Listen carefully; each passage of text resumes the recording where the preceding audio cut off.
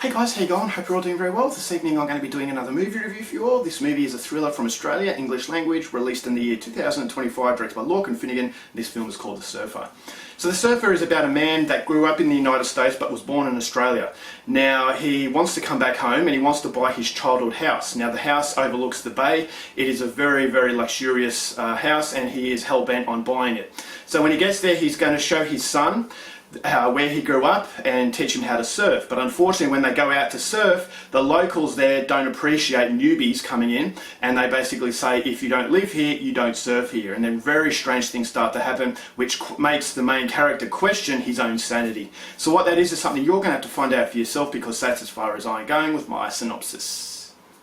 Now my thoughts on The Surfer. This is a very interesting movie for a number of reasons. Number one, it's an Australian film directed by an Irish director and it stars Nicolas Cage. Also has Julian McMahon. Now sadly, Julian McMahon, this was his last movie before he passed away from cancer, and so that has a little bit of a dark side to it, but it's very interesting to have these big name actors in a local production and having a foreign director as well.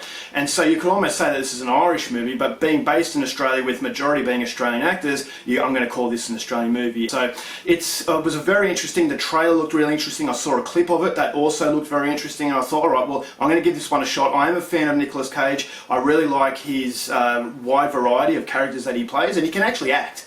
So a lot of people joke about Nicolas Cage being crazy. Yes, he does a lot of craziness in his characters, but there are other movies where it showcases just how good this guy is. And so with expectations at a very curious level, I watched The Surfer, and I will say that I was glad I spent 90 odd minutes to actually experience this movie, because although it's not brilliant, it was still very interesting. This is a very psychological movie. They actually reminded me of a film called Wake and Fright, which is an Australian movie that was about alcoholism and the dependence on alcohol and what it is to be a male. Whereas this movie, it's not so much alcohol, it's more a case of your home, your identity, and when new things come into that identity, how defensive one can be.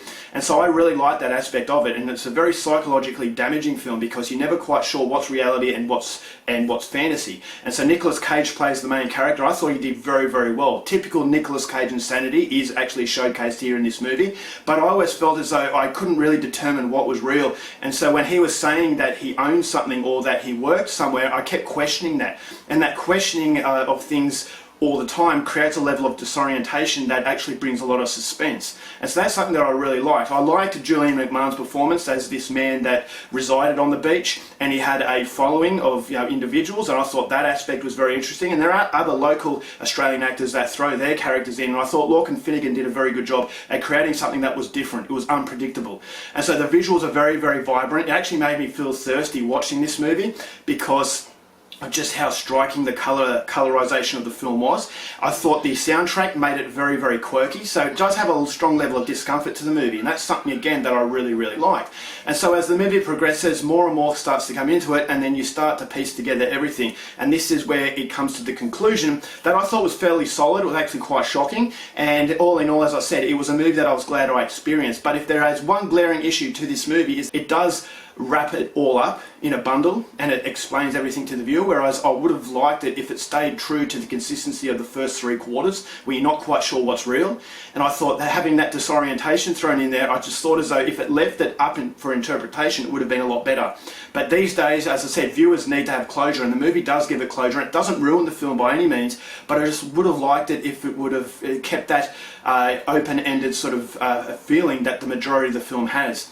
And so I just thought as though when things wrap up, it actually becomes clear as to what was going on, therefore you have that control back and the disorientation starts to become very minimal. And so the first 3 quarters of this movie was absolutely outstanding, but it's the last quarter, it's the ending. And unfortunately a lot of movies just struggle with their endings, and Lorcan Finnegan struggles with this ending. As I said, although it's not terrible, I still thought as though it would have been a lot better if it stayed true to the consistent tone that the first 3 quarters had. But it was quite funny in some areas. I thought the script was actually very good. It's a very, as I said, quirky film. It's a very different film. And so if you like Nicolas Cage and his craziness, you're going to like this film. There are some very shocking moments that I actually really like. There's very limited violence, so it's not trying to hit you on a violent level, it's trying to hit you on a very psychological level, and not knowing what's real and what's not, and that sense of home, that sense of identity and community, and how when new things come into that community, how defensive and how destructive that can be. And so I really liked this film. I thought, as I said, it reminded me of Wake and Fright. So if you like Wake and Fright and you like the vibrant colours that that movie brought and just the nightmarish daytime scenario that that film created, then this is a movie that I definitely recommend. I really liked it. I'm going to give this film 3.5 stars. Alright guys, that's it for my review. Hope you enjoyed it. Till next time, keep watching movies, and I'll see you later. Bye.